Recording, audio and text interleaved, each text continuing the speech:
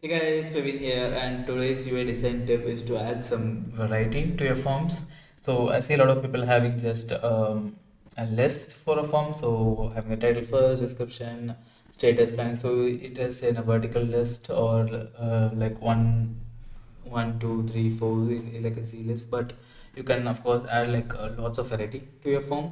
So for a form like this, you don't need the title, saying title label here. Of course, you can in development you can hide it, but you don't need the title per se. You can just have a placeholder for that, and description is pretty good. And for things like priority, you can have an icon before that so that it's easy to see.